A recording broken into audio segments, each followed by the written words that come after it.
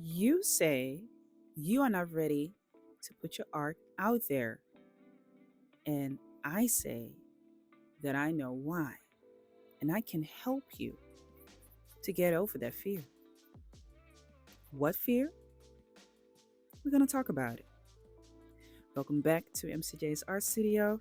This is your platform where you get to see everything about my contemporary artist life. If you're here new to the channel, welcome. If you're already a subscriber, welcome back. Like and share this content because we all know an artist that can use this information. All right? Now get your snacks, get your drinks, because we're about to start.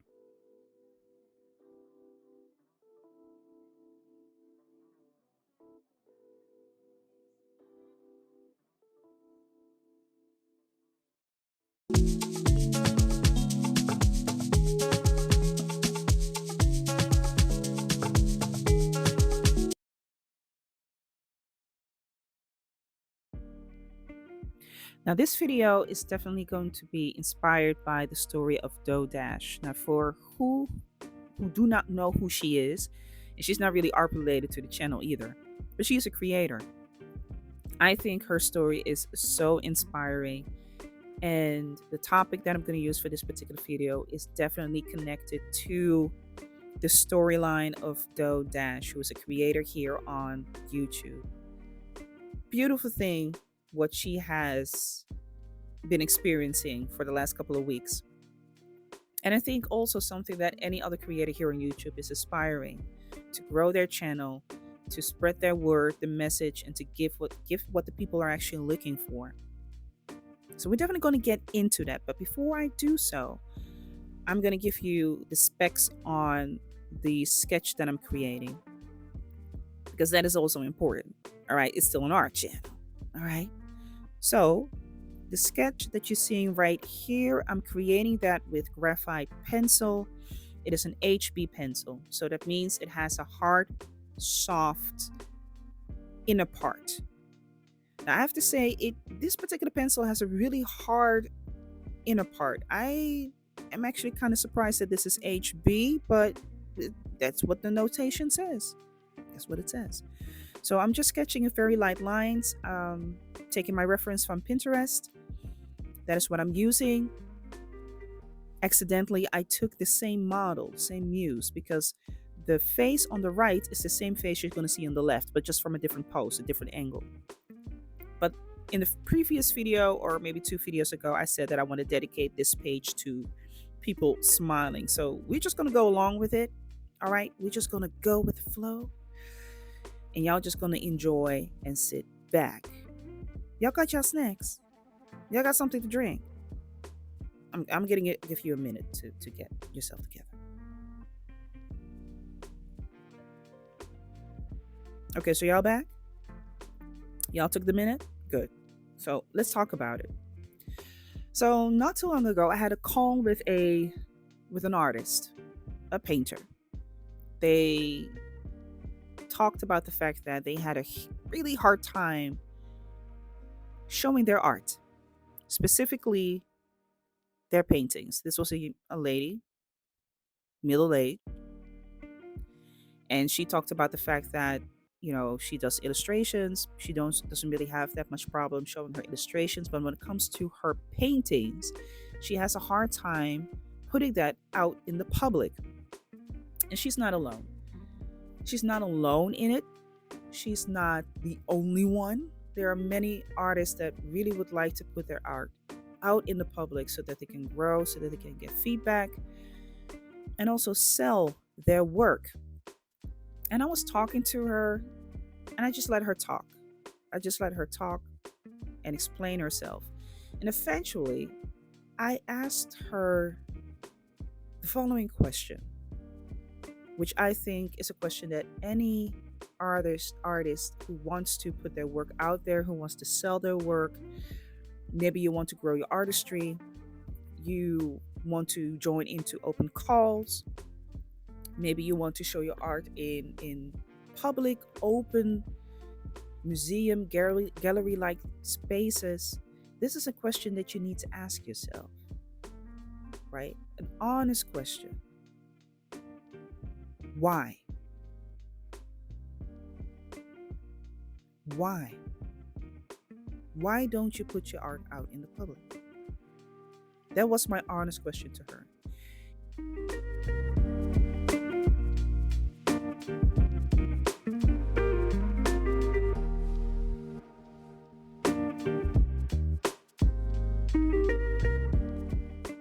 Because when I ask her that question, or any other artist that I talk to who is in the same situation, when I asked them that question, and in this lady that I was talking to this week by phone, she said, "Well, I, the thing is, it's just so intimate." I said, "Okay, so why is it intimate?" Well, you know,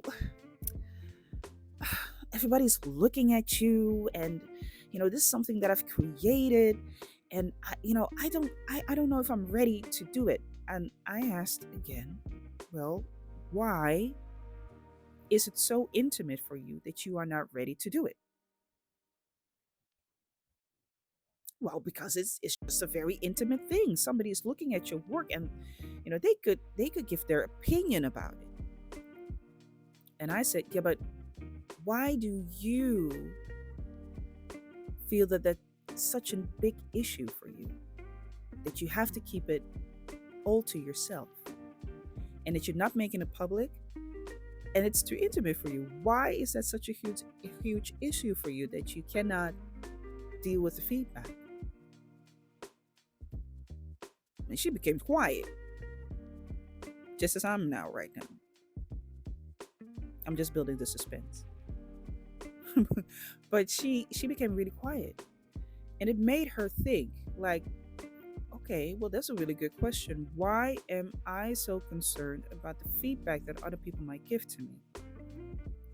Now, I've made videos before on how to deal with criticism and what you could take on as constructive criticism and destructive criticism. Not all criticism is there to support you.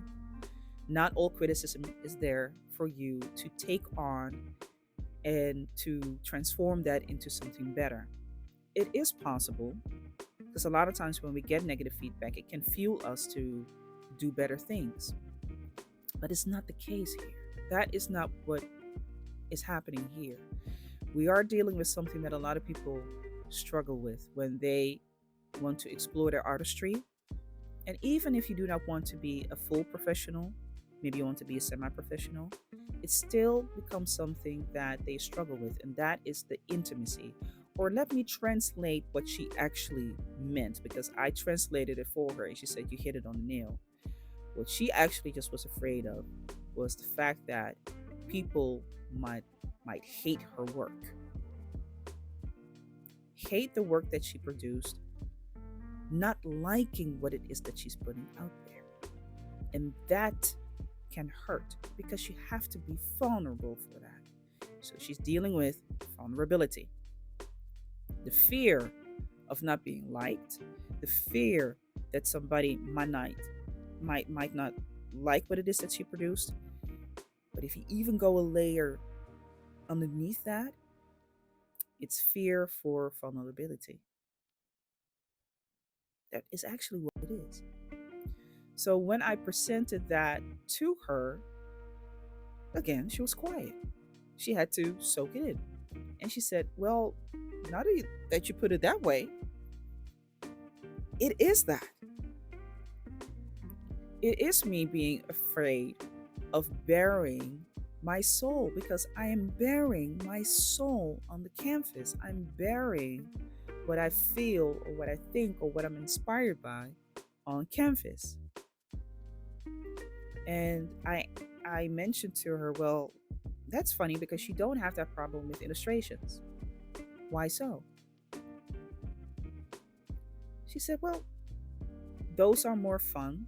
I don't really think about it. I just see it as something that I enjoy doing, and I really don't care what people have to say about that." I said, okay, well, it's interesting that you do not put the same pressure on the creation of illustrations as you would put on you creating the canvas, a painting on a canvas. Isn't it interesting? She said, yes, it's very interesting. But how do I deal with that? How did you do that? How did you get over the fear of being vulnerable? Now, before I get to that, I do want to ask you to subscribe to the channel. If you're new to this platform, I so appreciate it. I see that you are liking the videos, and I will keep on bringing you the good stuff. All right? The good stuff. I really would appreciate it if you would subscribe to the channel, hit that like button, because when you hit that button, you tell YouTube that you want to see more of these type of videos that I have to produce. So I get to meet more people like you, and we get to be a community on this platform, which is a great thing because we need to have more of these platforms where people just can come together, get the information, get insight, and you get to see how people are being artists. And there are so many different ways of being that, including me. So, subscribe, like, and share the content. Now, with that, of course, you can also go to my website, www.mcjstudio.me, where you can find, of course, my blog. Subscribe to that because I bring a lot of information there as well. And you can also get my art, my artwork, my art prints, original art, merchandise, you name it. I got it over there. All right. So, like, subscribe, share, and go to the website. Subscribe to the newsletter and join. Now, let's get back to the story.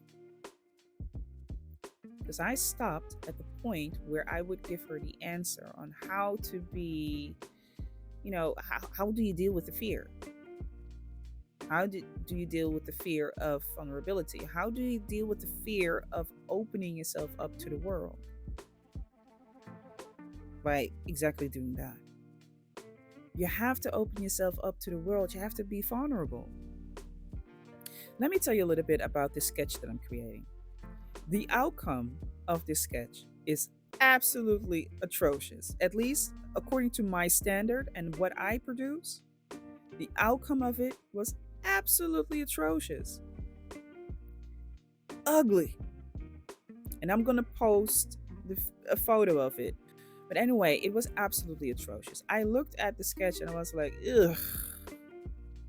I don't know if I want to share this. I don't know if I want to share this with the people. But here's something that I've vowed to myself. When it comes to my website, I do feel that I need to create things that are according to a certain standard level. I don't want to compromise that. But when it comes to this YouTube channel, social media, my life as a contemporary artist, life in general, I do F ups. All right? I FUCK up. Okay? It happens. That's the vulnerability of the process. I have all the good intentions to create what it is that I want to create, and still it can come out in a way that I did not intend for it. And probably there might be a person that is looking at the sketch and they see the outcome. They're like, ugh, you call that art? I'll call that trash. Basura. And you know what? I'm perfectly okay with it.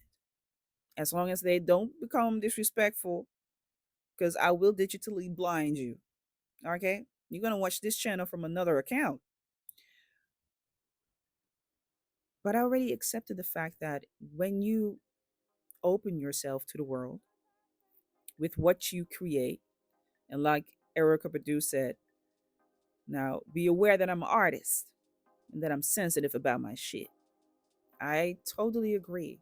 But at the same time, this is my shit. Okay, this is mine. And if I already embraced it to be what it is, then there is not that much that you can make me do or feel any other type of way. All right.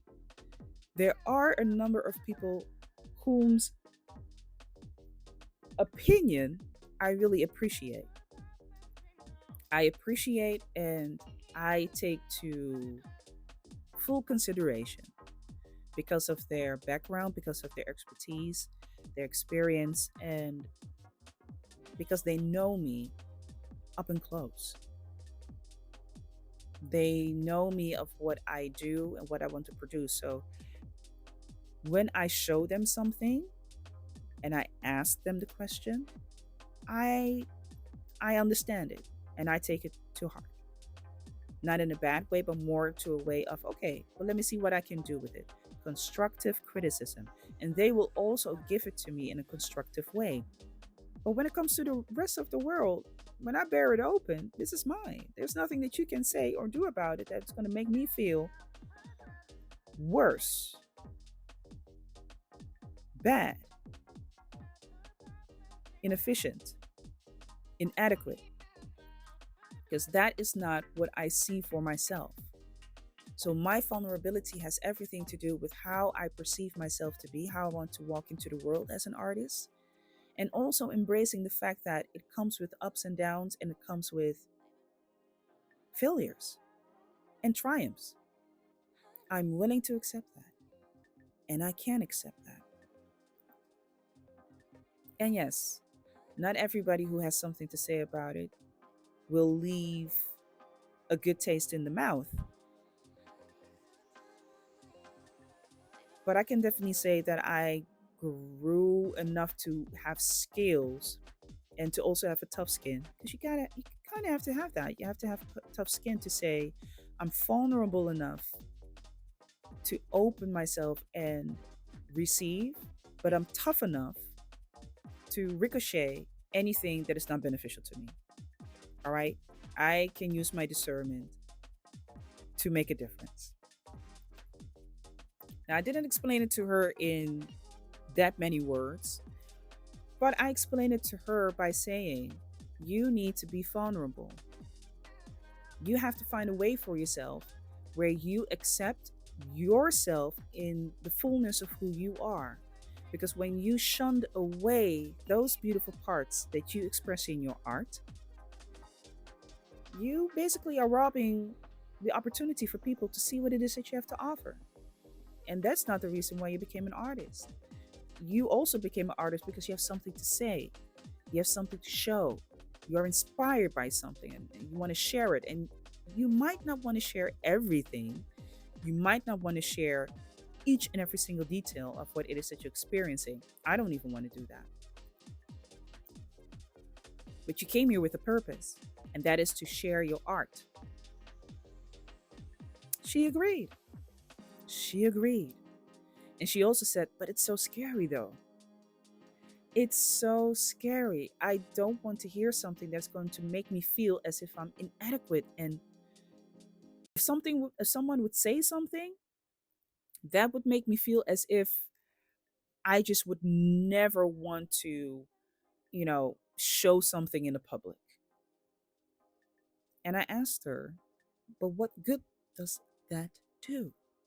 Who would it benefit? She paused and she said, you right again. I'm going to think about it. And then I challenged her on that, which helped me as well. I challenged her on the fact that you should do a little bit more than just thinking about it. Because it's all of that thinking that has brought you here. It is all of that thinking that has brought you here at the point that you are now looking for a solution to combat what it is that you are dealing with right now. You should do a little bit more than just thinking. Again, silent. I heard her thinking. I just could hear those brain cells just working. She was like, yeah, yeah, I know, I sometimes, yeah, I know, yeah, sometimes, yeah, this and this, yeah, I sometimes I use Instagram and everything else. I said, well, that's a good start. That means that you are, you're doing something, but I do feel and sense that you want to do more. And she agreed, yes, I want to do more. I want to, I want people to see it. Then you will have to accept that there's going to be a margin of people that will not like what it is that you produce. But here's the good part. This is a really good part. And this is something that I've read in the book that I bought like last month. And it's by Seth Godin. I think the title of it is This is Marketing. And he speaks a lot about creating products, a story for people that are like us. You do things for people who are like us, who do things in a particular way with particular demands, with a particular preference. And everybody who does not do it like that is just not part of the group. Now, you do need a substantial amount of people to be part of the group who is like us in order for you to make an impact. But you focus on the people who are like us. Now, why I'm using this is to say the following: you do not focus on the people who are not with you. You do not focus on the people who don't appreciate what it is that you do, who don't like what it is that you do, who do not have the taste that you have. That would be a total waste of time.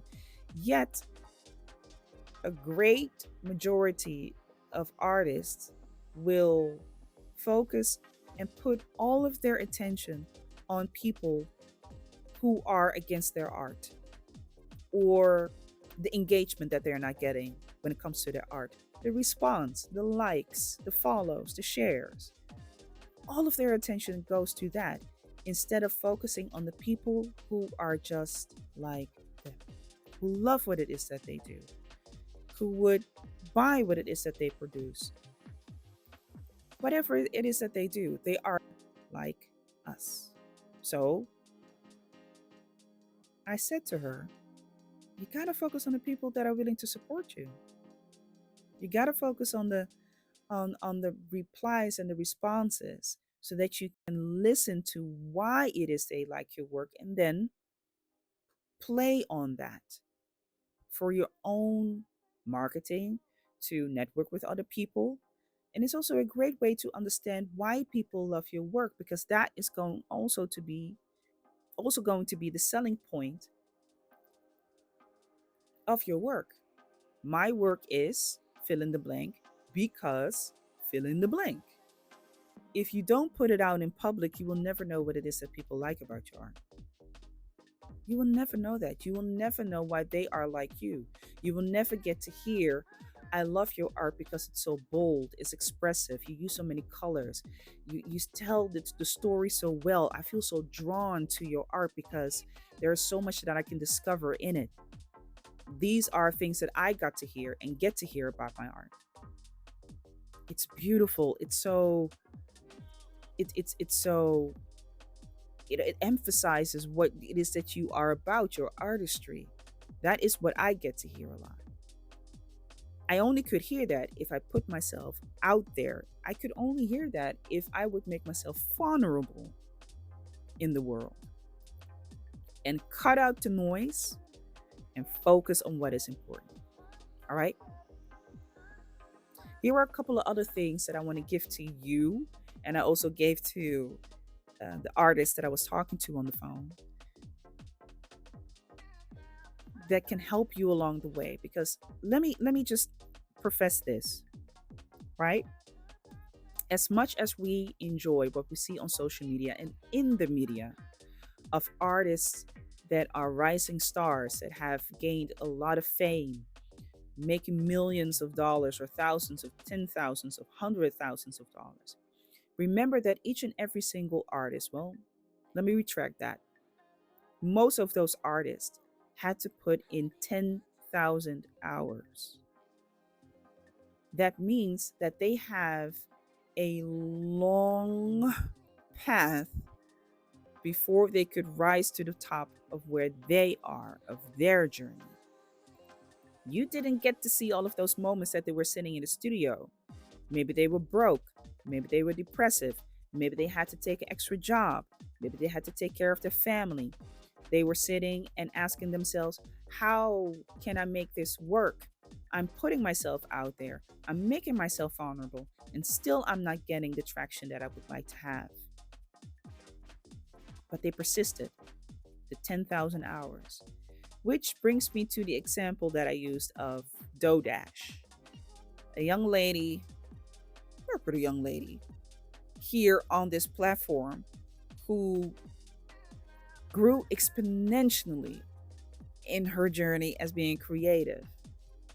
But the beauty of her journey, and many like her, is that she shared the downside of wanting to grow, keep giving the message, speaking about her platform in the way that she attended it for, and just sticking with the vision, making herself vulnerable, showing herself as being the messenger of her platform so that people could hear the message, and also her listening to the feedback of the people so that she could give more of that particular content. And before you knew it, bam, she broke through. Biggest breakthrough. I think it's so beautiful. And even though you're not into her content, when you go to her page and you watch how she grew the way that she did, it is very inspiring to see that she made herself vulnerable. Now, here's another factor that you need to take into consideration. You got to be confident. You can be fearful, you might have doubt, but you have to be confident about what it is that you have to offer because it's yours. It's nobody else's, it's yours. So, the least what you can do is be confident about what it is that you have to offer. Be confident about who you are as an artist. So, how would that translate that? You could ask yourself, or actually tell yourself, I am fill in the blank type of artist. I create fill in the blank. My purpose is to fill in the blank. When you get that, then you can gain confidence about what it is that you do. I'm not saying you got to be the best. I'm not saying it has to be the most realistic. I am not saying it has to be the most expensive or the expensive, right? What I'm telling you is that you have to be confident about your own shit. That's what I'm telling you. There's where you need to get to. You have to be confident about what it is that you have. You, the creator, you're the generator. Why wouldn't you be confident about what it is that you do? Why wouldn't you? Here's another factor that I want you to take in consideration: rinse and repeat. Once you have done it before, do it again. Go out, find open calls, exhibitions, group exhibitions, create your own, start your own, join art projects, create your own art project, talk about it in the full affluence of what it is. The more you do it, the more times you fail. Fail until you fail to fail, basically. So you have to do it plenty of times. Get into the field plenty of times. If it failed, go back to the drawing table, ask yourself, why did it fail? What happened? How can I correct this? And then you go back into the field, right? Do that. Another factor is that you have to be able to deal with criticism. I'm not saying that you fight the criticism or that you just sit there as a meek lamb and just let people walk all over you. You definitely can have the audacity to stand up for who you are and for what it is that you have to create, because you have to. You have to have a strong, bold personality. Even if you are an introverted person, you can be very bold and very confident about what it is that you do. This can be a silent confidence, a calm, easy confidence. It's not always loud. All right. So I'm going to put a link to a video where I talk about how to deal with criticism. And there you can watch it. And I want you to watch it until you get it, until it's in your system. Okay? Because you have to be able to deal with criticism. Anything that you put out in the public, anything that you put out in the public and you are vulnerable with, will get criticism. You will get feedback. You will get a response. And you might even get a reaction. All right? You might get it. And here's another thing that I want to give to you as a last factor. And this is something that I say a lot of times in videos, and I'm going to say it here again. Give yourself grace. Give yourself grace. Listen, you're a human being. Hello. You're made out of flesh and blood. You are not a robot. So that means sometimes things can hurt. Rejection, denial, negativity can hurt. And that's okay too. I mean, it's fine to say, I really am not happy about the thing that somebody said. That might be a friend, it might be a coworker, a peer, a complete stranger. And it can hurt. It can definitely have an effect on you. But don't let it influence you to the point where you completely shut down. All right? Some people say things intentionally to hurt you. Some people are not even aware of it. So take it with a grain of salt. Let it just flow. All right? Put it in the right contrast, in the right context. I mean. All right? So I hope that this helps. I definitely know this is going to help someone who's listening. Like, share, and subscribe to the channel, people. I so appreciate you all. And I'm going to see y'all in the next video. All right? Many blessings. And I'll see you next time. Bye, y'all.